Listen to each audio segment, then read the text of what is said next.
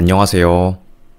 평소에 적적하거나 마음이 심란할 때 이 사연 채널을 자주 듣곤 했습니다. 큰 용기를 내서 이렇게 사연을 적어보게 되었네요. 저는 평범한 삶을 꿈꾸는 한 여자입니다. 저희 집은 좀 기구했어요. 어릴 때 아빠가 돌아가셨거든요.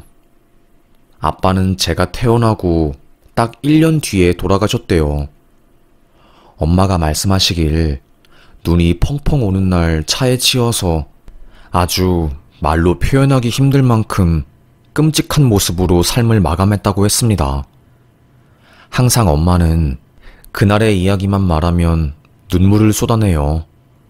원래 우리 엄마는 무당을 할 팔자였습니다. 어릴 때부터 신기가 있었다고 했어요. 선영아, 엄마 어릴 때 별명이 뭐였는지 알아? 뭐였는데?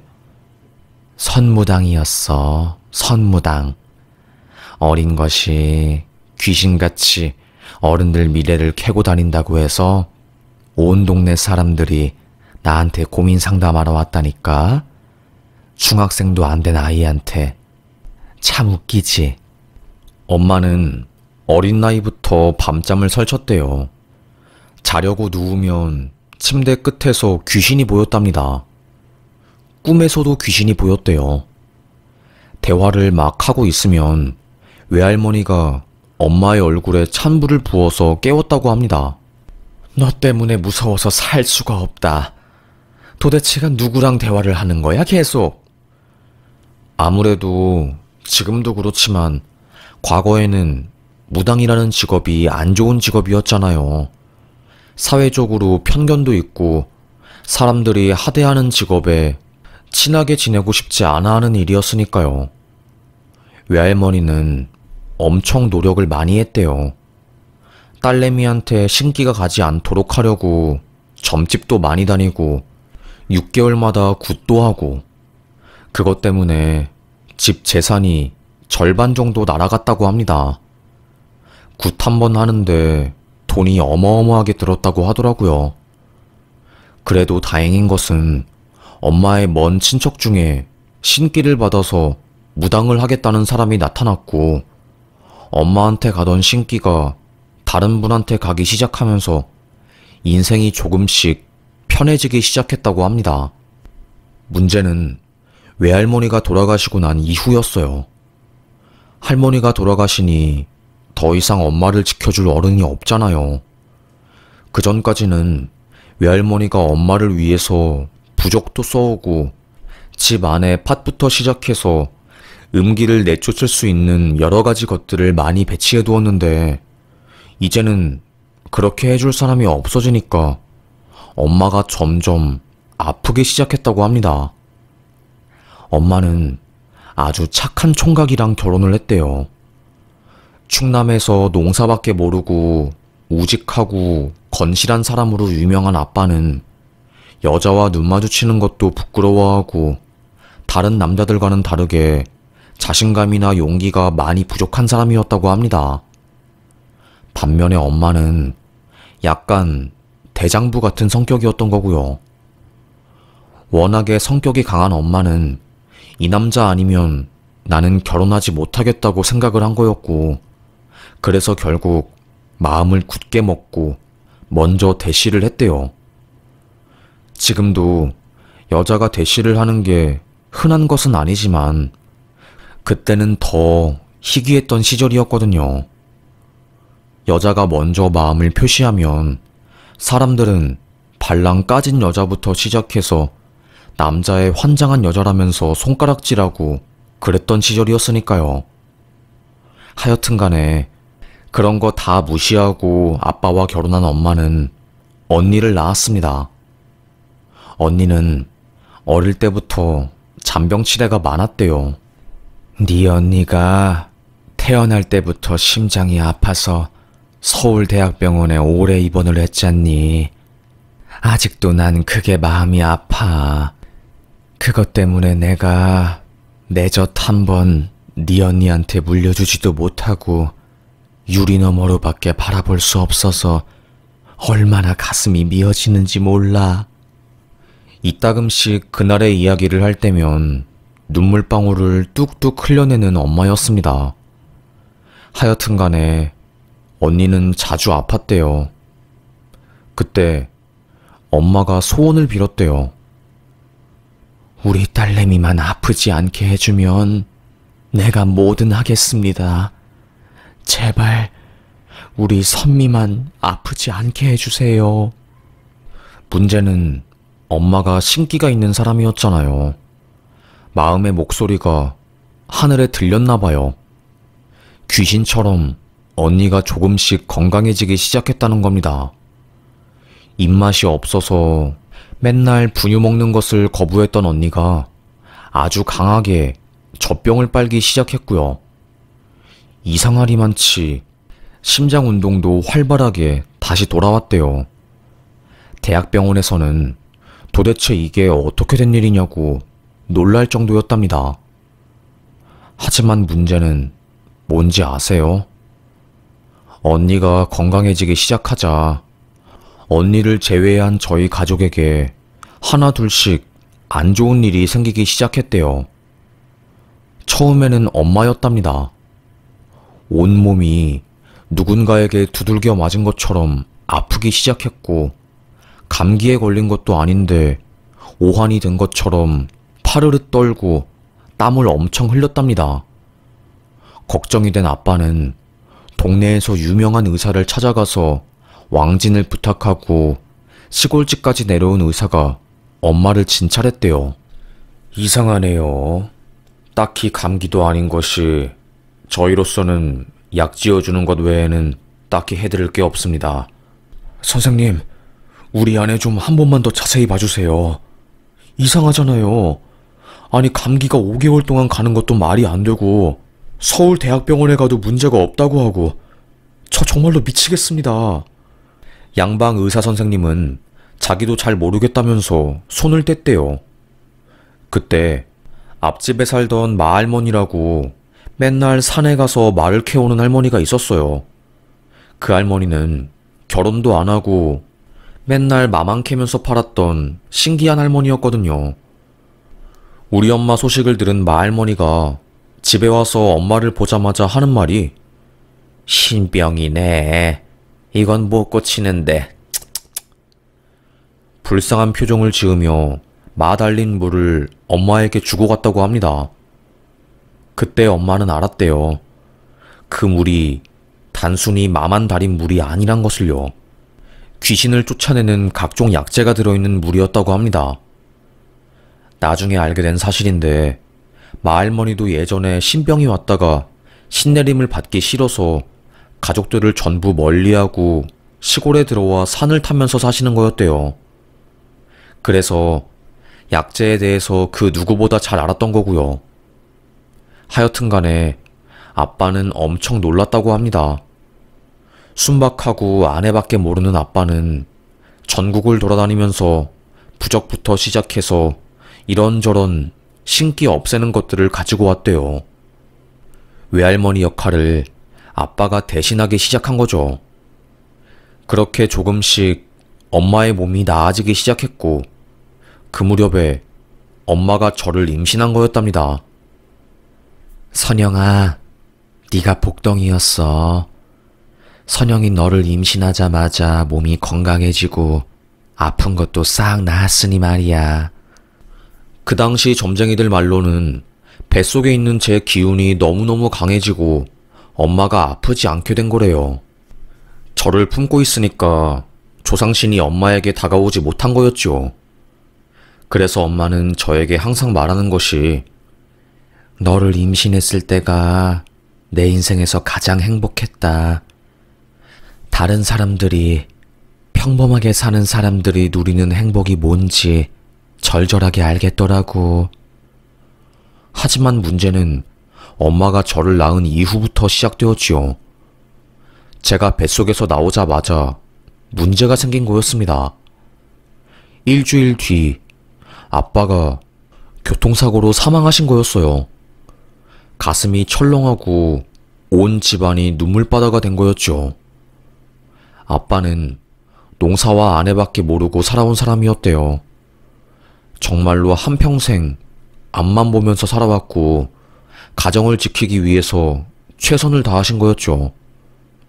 하루아침에 아빠가 허망하게 돌아가시니까 엄마는 큰 우울증에 빠졌다고 합니다. 내가 신내림을 받지 않아서 이렇게 된 것 같다고 하면서요. 엉엉 울면서 아빠의 장례를 치르고 저를 친할머니에게 맡겼대요. 그리고 점집에 막 찾아갔다고 합니다. 저 신내림 받겠습니다. 조상신 모시는 게 대체 뭐라고 내 주변을 이렇게 힘들게 만들어요. 다 필요 없고 저 신 모시겠습니다. 하지만 아빠의 사망 소식을 접한 점쟁이들은 신내림 받지 말라고, 남편이 저 세상에 갔으니 막내딸이 20살 될 때까지는 평범하게 사는 게 맞는 거라고 했답니다. 그 뒤로 엄마는 저를 잘 키우겠다고 엄청 노력을 했어요. 엄마만 생각하면 눈물이 나요. 아무래도 팔자가 기구하다 보니까 뭘 해도 잘 안 풀리고 그랬답니다. 식당에 가서 설거지를 하려고 하면 그릇이 깨지고, 가게에 취업해서 서빙을 하려고 하면 그 가게가 한 달이 안 가더라고. 다 망해버리는 거야. 엄마가 그때는 정말 힘들었어. 옛날 이야기를 하면서 눈시울이 붉어지는 게 다 보였습니다. 저도 속상하더라고요. 그때 한 점쟁이 아주머니가 엄마에게 조언을 해주었나 봐요. 그쪽이 접시를 만지면 깨지고 그쪽이 취업을 하면 멀쩡하던 가게가 폐업하고, 그게 다 왜 그런지 알아? 점쟁이가 될 팔자는 칼을 가까이 해야 해. 항상 나를 가까이 해야지 해가 없어. 그래서 접시가 자꾸 깨지는 거고 멀쩡하던 가게가 망하는 거야. 그쪽 운명이 나를 봐야 하는 운명이기 때문에.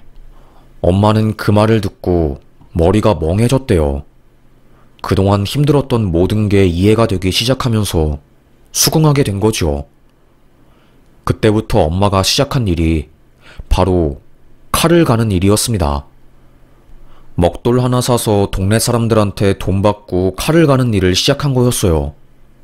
엄마가 칼을 갈면 안 잘리던 것들도 숭덩숭덩 잘 잘린다면서 소문이 쫙 난 겁니다.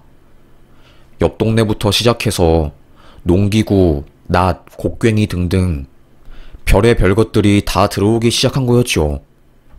엄마는 칼 갈아서 자식들 다 대학을 보냈어요. 그러다가 10년이 지나니까 사람들이 칼이 무뎌지면 버리고 새로 사기 시작하니까 엄마도 점점 설 자리가 없어진 거였죠.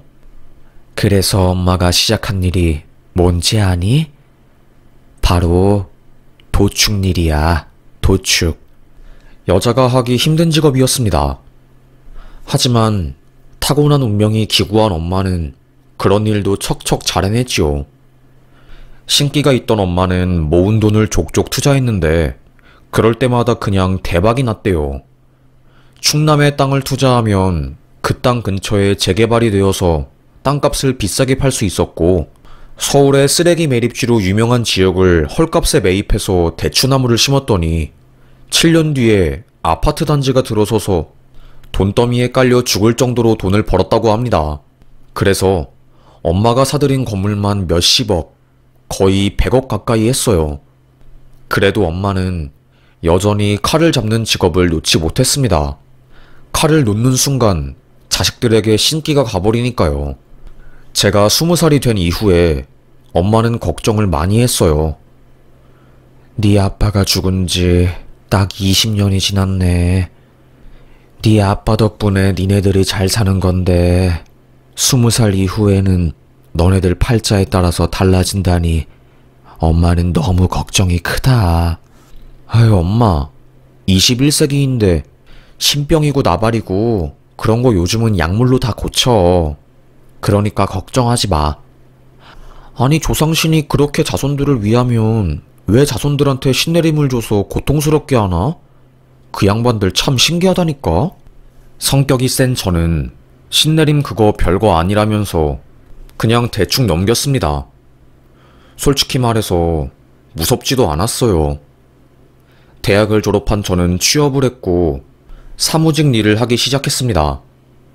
책상에 가만히 앉아서 일을 하는 게 저에게는 너무나도 잘 안 맞더라고요. 워낙에 에너지가 많은데 가만히 앉아 있으니까 몸이 근질거렸습니다. 겨우겨우 먹고 살기 위해서 꾸역꾸역 참아가며 일을 하던 중에 남자친구를 만나게 되었어요. 그 사람은 춤을 추는 사람이었습니다. 다양한 장르의 춤을 알려주는 선생님이었어요. 회사 생활이 지루해서 살사 댄스를 배우기 시작했고 저를 알려준 선생님이 남자친구가 되어버린 거였죠. 처음엔 저에게 진짜 잘해주더라고요. 회사에서는 맨날 말도 없이 일만 해야 하는데 일 끝나고 춤을 추러 갈 때는 제가 살아있는 것처럼 느껴졌습니다. 정말로 살아 숨쉬는 게 이런 기분이구나. 절절하게 느끼게 된 거죠. 그래서 빠르게 사랑에 빠졌고 남자친구가 저에게 청혼을 하게 되었습니다. 선영아, 내가 정말로 잘해줄게. 다른 걱정하지 말고 나랑 행복하게 살자. 나랑 결혼하자. 그 말을 들은 순간 바보처럼 눈물이 났습니다. 저도 많이 힘들었나 봐요. 그래서 뒤도 안 돌아보고 바로 결혼 결정을 하게 된 거죠. 그게 제 인생 최악의 실수였어요. 처음에는 주변 사람들이 말렸거든요. 춤추는 남자랑 결혼하면 나중에 100% 바람난다니까? 나중에 후회하지 말고 다른 남자 만나. 선영아, 그 남자는 아니야. 불장난 같은 사랑에 빠져서 인생 망치지 말고 연애만 해. 그때는 이상하게 다른 사람 이야기가 안 들리더라고요. 저희 언니는 저보다 일찍 결혼을 했고 아이를 낳아서 행복하게 잘 살고 있었어요. 언니가 안정적인 가정을 꾸리고 행복하게 사는 걸 보니까 저도 가정을 빨리 꾸리고 싶다는 욕구가 들기도 했고 언니가 마냥 부러웠습니다. 그래서 저도 모르게 결혼을 빠르게 추진한 것 같아요. 엄마는 신기 때문에 자식을 잘 만나지도 않으셨어요. 괜히 자식 만나면 내 불운한 운명이 자식한테 갈 것 같다면서요. 제가 20살 된 이후로 엄마랑 저랑은 전화통화로만 이야기를 했죠. 엄마, 나 결혼할 거야. 지금 만나고 있는 남자한테 청혼받았어. 뭐? 그게 정말이야? 처음에 엄마는 무척이나 놀랐지만 자식 팔자는 부모가 어떻게 할 수 없는 노릇이라며 허락하고 반대할 것도 없이 결혼하라고 했어요. 상견례 날 때도 엄마는 사정이 있다는 핑계로 사돈을 만나지 않았고 결혼식 날에만 나타났습니다. 그래서 그런지 사돈이 우리 엄마를 안 좋게 보았어요. 그쪽에서는 이해하지 못할 사정이 있었는데 일반인들한테 신들림 관련한 이야기를 하면 이해하지 못할 게 뻔하니까 저도 그냥 입 다물고 있었죠. 심지어 시어머님은 가방끈이 짧아서 그런가? 기본적인 예의도 없네. 라며 혼잣말로 우리 엄마를 무시하기도 했답니다. 하여튼 간에 우여곡절로 결혼하게 된 저희는 처음에는 알콩달콩 잘 살았어요. 그런데 주변 사람들이 우려한 게 현실로 드러나기 시작했죠. 남편이 춤추는 사람이었잖아요. 어느 순간부터 옷깃에 여자 향수 냄새가 진하게 배기 시작하더라고요. 촉이 좋은 저는 설마 여자 만나고 온 건 아니지? 제가 이 말을 하자마자 남편 얼굴이 빨개지면서 절대 아니야. 무슨 소리를 하는 거야? 극구 부인을 하더라고요. 지발 저린 놈이 더 화를 내잖아요. 남편은 사치가 굉장히 심한 놈이었습니다. 저랑 남편 둘 다 일을 한 지 얼마 안 되어서 모아둔 돈이 없었기에 엄마 찬스를 썼거든요. 서울에 있는 엄마 집에 신혼집을 차렸고요. 그런데 거기로 엄마의 건물 관련한 세금 통지서가 날아오면서 남편이 엄마 재산 규모를 알게 된 거였어요. 사위가 내 재산 규모를 알았는데 쫌생이처럼 구는 건 좀 아니겠지? 엄마는 사위에게 큰 돈을 턱턱 주기도 했어요. 나이 먹고 지갑 닫으면 밉보이기 좋다고 하면서요. 사위는 엄마 덕에 외제차 타고 다니고 사치도 엄청 부리고 다녔죠. 저는 딱히 별말 안 했습니다. 사치도 부릴 수 있을 때 부려야 하는 거니까요. 그런데 문제는 남편이 바람 피우는 것 같다는 촉을 받은 이후부터였어요. 저는 다른 건 몰라도 바람은 용서가 안 되거든요. 긴가민가 하고 있을 때쯤 아이를 낳고 잘 살고 있던 언니가 갑자기 몸이 아프기 시작한 거였습니다. 신병이었어요. 제가 워낙에 성격이 세니까 원래 저한테 가야 할 신병이 언니한테 간 거였죠. 평범한 가정을 꾸리고 행복하게 살고 있는 언니가 아프니까 제 가슴이 찢어질 것 같았습니다. 언니는 신을 모실 만한 깜냥이 안 되는 사람이었어요. 워낙에 착하고 선하고 여렸으니까요. 엄마는 자식들이 아픈 것보다는 내가 아픈 게 낫다 라며 온갖 도사들을 다 찾아가고 그랬습니다. 하지만 엄마도 나이가 있는 편이었고 신을 모시기에는 체력적으로 부담이 있었어요. 결국 저는 제가 신을 모시기로 했습니다. 어차피 나는 신 같은 거 무섭지도 않고 하루 종일 신당 차리는 게 아니라 그냥 밤에만 잠깐 신 모시면서 살 거니까 그렇게 할게. 언니도 엄마도 이제는 편하게 살아야지. 대장부 같은 성격인 제가 팔을 걷어붙였습니다. 남편 몰래 신내림을 받았어요. 저를 도와주신 무당분께서는 날 위해서 칼춤을 추다가 발을 베일 정도였습니다. 제가 가지고 있는 기가 너무 강해서 자꾸 조상신을 튕긴다고 하더라고요. 그래서 원래는 신내림 받으면 몸도 아픈데 저는 아픈 것도 없이 밥만 잘 먹었습니다. 저도 가정이 있다 보니까 하루 종일 신당을 지키진 못하고 저녁에 잠깐 신당에 가서 조상신 모시고 다른 사람들 신점을 봐주었어요.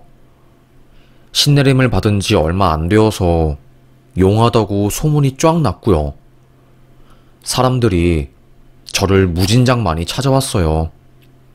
저는 사람들에게 신점을 봐줄 때만큼은 머리를 쪼여매고 아주 무서운 메이크업을 했고요. 그런데 중이 제 머리 못 깎는다고 하잖아요. 다른 사람들 미래는 턱턱 봐주고 앞으로 갈 길 잘 예언해주면서 제 인생은 그러지 못했습니다. 어느 날 잠을 자는데 꿈에서 목소리가 들리더라고요. 네 남편, 항아리에 구멍 뚫어놓고 돈 줄줄 빼가는 네 남편은 언제까지 옆에 둘 거냐? 내가 니를 그리 가르쳤느냐? 한 할아버지의 호통 소리가 크게 들리는 겁니다. 너무 놀라서 벌떡 일어난 저는 식은땀을 쏟아냈어요. 그때 든 생각이, 우리 엄마 재산 때문에 남편이 기고만장해서 살고 있는 거구나 싶었습니다. 저는 엄마가 남편에게 준 카드부터 시작해서 외제차 등등을 뺏어야지 내가 살 수 있을 거라고 생각을 했어요.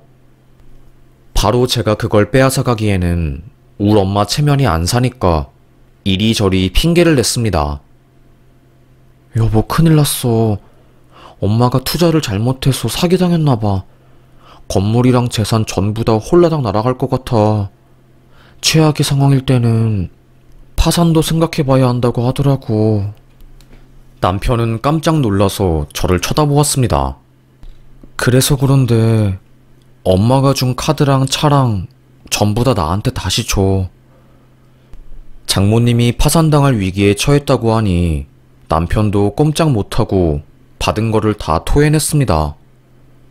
며칠 뒤 사단이 일어난 거죠. 술에 잔뜩 취해온 남편은 저에게 아니, 장모님은 고졸이라서 그런 건가? 왜 재산 관리를 똑바로 못해서 자식들한테 피해주고 그러셔? 진짜. 막 혼자서 중얼중얼 욕을 하더라고요. 다른 건 다 참아도 엄마 욕하는 건 못 참겠더라고요. 괜히 제가 일반인한테 화를 내면 살 날아가서 안 좋은 일 생길까봐 최대한 남편한테 화내는 걸 참았는데 그때는 그러지 못했습니다. 당신 지금 나한테 뭐라고 했어? 내 욕하는 건 괜찮은데 엄마 욕은 하지 마. 끼리끼리 논다 정말. 마지막까지 저에게 막말을 퍼붓고 지 분에 못 이겨서 집을 나갔습니다. 그때 결심했던 것 같아요. 그놈이랑은 이혼을 해야겠다고요. 조상신이 날 살렸다 싶었습니다. 그런데 며칠 뒤 밤늦게 집으로 오니 집에서 여자 향수 냄새가 진하게 나더라고요. 너 나 말고 다른 여자 우리 집에 데리고 왔니? 여자 향수 냄새 이거 뭐야? 뭐긴 뭐야. 누가 누굴 데리고 와? 말 같지도 않은 소리를 하고 있어? 나 머리 아프니까 당신 좀 밖에 나갔다 와. 당신 얼굴 보면 열받으니까. 머리 아픈 사람이 나가야지. 멀쩡한 내가 왜 나가? 적반하장으로 집에 들어온 저를 내쫓아내는 남편이 어이가 없었습니다. 싸움이 터지기 직전에 갑자기 장롱문이 우당탕탕 하면서 열리는 게 아니겠어요? 사람이 떼구르르 굴러떨어졌습니다. 놀란 저는 깍 고함 소리를 질렀어요. 너무 놀랐습니다. 알고 보니 상간녀였네요. 남편도 얼굴이 벙쪄서 아무 말 못하고 상간녀를 쳐다보고 있더라고요. 속옷 차림에 치마만 간신히 하반신에 걸친 상간녀는 진짜 10원짜리 욕을 하면서 옷을 주섬주섬 입더라고요. 알고 보니 제가 나가 있는 동안 남편놈은 내연녀를 집에 데리고 와서 질펀하고 끈적하게 아주 더러운 짓거리를 하고 있었던 거였어요. 화가 폭발할 것 같았습니다. 그 와중에 저한테 하는 말이 뭐였는지 아세요? 이왕 이렇게 된 거 더 이상 숨기지 않을게. 나 사랑하는 여자 생겼고 이 여자 당신보다 훨씬 잘난 여자야. 나이도 어리고 학교도 좋은 대학 나왔고 부모님도 잘 살아서 부유하게 유년 시절 보냈어. 아무리 생각해도 여러모로 이 여자가 내 여자인 것 같아서 포기 못하겠다. 나랑 이혼해줘. 내가 할 소리를 남편놈이 하니까 말이 안 나오더라고요. 저도 뭐 저녁에는 신당을 운영하는 사람이니까 기가 보통이 아니었어요. 황당하긴 했지만 거기서 물러날 사람이 아니었습니다. 그런데 상간녀 얼굴을 자세히 보니까 어디서 본 얼굴이더라고요. 나 어디서 본 적 있지 않아요? 전혀 본 적 없는데요? 상간녀는 어리둥절한 표정을 짓더라고요. 끝까지 거짓말이네. 진짜로 이화여대 나오고 예원중 출신의 한남동에 부모님 사시는 거 맞아요? 한남동에서 몸 파는 게 아니라? 상간녀는 얼굴이 빨개져서 저한테 고래고래 소리를 질렀습니다. 내가 아줌마인 줄 알아? 몸을 왜 팔아? 왜? 공부도 잘하고 얼굴도 이쁘니까 부러워? 부러우면 부럽다고 말을 하든가. 뭐 하는 짓이야? 저는 실소를 지었습니다. 상간녀 그 여자 저한테 신점을 보러 온 술집 아가씨였거든요. 그때는 제가 화장을 진하게 하고 상투머리 올리듯이 머리도 쫙 조매이고 무서운 무당옷을 입으니까 완전히 분위기가 달라서 저를 못 알아본 듯 하더라고요. 얼마 전에 신림역에 있는 무당집에 온 적 있지? 제가 이 말을 한 순간 상간녀 얼굴 표정이 싹 변했습니다. 엄마는 사창가에서 일하다가 손님 아기를 가져서 너를 낳은 거고, 중학교 3학년 때 집을 가출해서 엄마 팔자 따라서 청량리에서 몸으로 돈 벌다가 20살이 되자마자 강남으로 넘어왔지?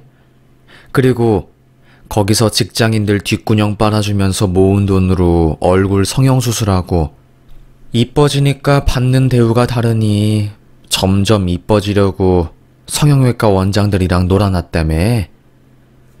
그 여자의 과거를 제가 줄줄이 읊어주었습니다. 아무 말도 못하더라고요. 내가 네 전 봐준 그 무당이야 이거사. 뒷주머니에 있는 명함을 꺼내서 그 여자 얼굴에 팍 던졌습니다. 아무것도 모르고 있었던 남편은 당신이 무당이라고? 저에게 되물었고, 어차피 나랑 이혼할 거니까 내가 무당 일을 하든 말든 상관없잖아? 남편 놈 어깨를 팍 밀치고 나왔습니다. 이쑤시개처럼 힘없는 남편 놈은 저의 손짓에 발라당 몸이 뒤로 꼬꾸라졌고, 넘어지면서 바지가 부악 찢어지고 망신 개망신을 당했네요. 만나던 남자 앞에서 지 과거가 까발려진 상간녀는 저희 집에서 대성통곡을 했고요. 저는 집을 나와서 경찰한테 신고를 했습니다. 네, 현대아파트 101동 205호인데요. 무단침입으로 신고 좀 하려고요. 제가 모르는 여자가 저희 집에 있네요. 빨리 연행해 가주시죠. 제대로 복수까지 했습니다. 출동한 경찰들이 상간녀를 데리고 파출소로 갔고, 집에 사람이 싹 나간 순간 저는 집으로 다시 들어갔습니다. 그리고 그 안에서 중요한 물건만 딱 빼서 신당으로 갔네요. 그리고 조상신한테 기도를 드렸습니다. 감사하다고요. 괴물 같은 놈, 악마보다 더 악마 같은 거머리를 떼줄 수 있게 용기를 주어 감사하다고 했네요. 그렇게 저는 그놈과 이혼을 했습니다. 이혼 소송에서 승소를 하게 되었고, 상간녀 소송으로 위자료 3천만 원을 받았어요. 3천만 원이 큰 금액처럼 안 보일 수도 있지만 통상 상간녀 위자료 소송 중에 가장 큰 금액이라고 할 수 있다네요. 그나마 그게 저에게는 위로가 되었습니다.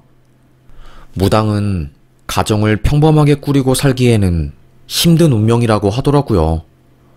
워낙에 사람 자체 에너지가 많고 자유로운 기질인 저는 차라리 이혼한 지금이 더 행복합니다. 제가 조상신을 모시니까 우리 엄마랑 저희 언니가 이제는 아픈 것도 없고 행복하게 잘 살아서 좋네요. 평생 칼 잡는 일을 해야지 자식들에게 안 좋은 일이 없을 거라는 엄마는 이제 칼 잡는 일을 그만두고 평범하게 인생을 즐기면서 살아가고 있습니다. 주변에 신점 봐주시는 사람들이 저에게 그러더라고요.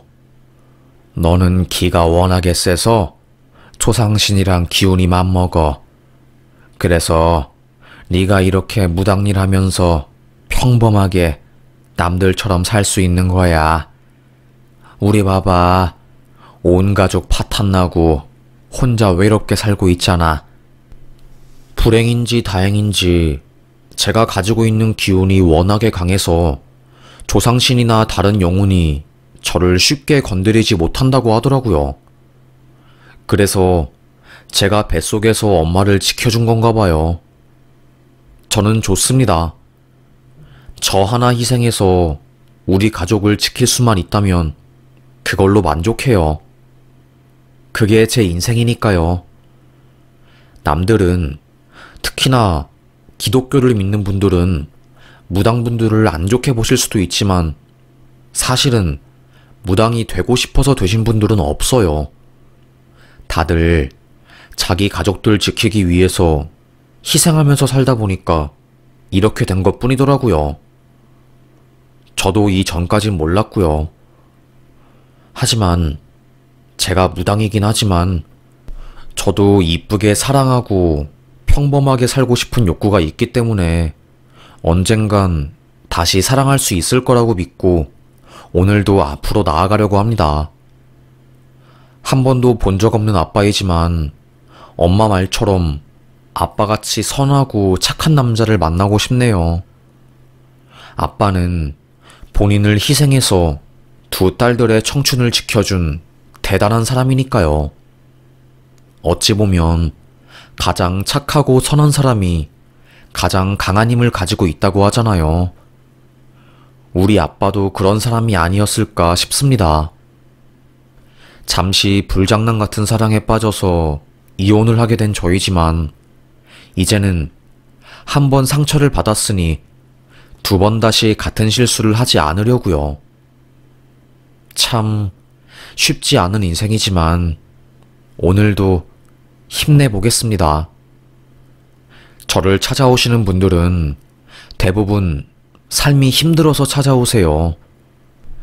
그래서 저는 조금이라도 그분들에게 힘을 주고 싶었습니다. 인생이란 게 마냥 행복하고 마냥 기쁜 게 아니더라고요. TV 너머로 항상 행복해 보이는 사람도 그 이면에는 슬픔이 있기에 누구를 부러워하는 것보다는 그 에너지를 나 자신에게 쓰면 운이 트일 거라는 말씀 드리고 싶습니다. 그럼 저는 사연 여기서 마무리하겠습니다. 긴 저의 인생 이야기를 이렇게 끝까지 들어주셔서 대단히 감사합니다. 그럼 저는 여기서 사연 마치겠습니다.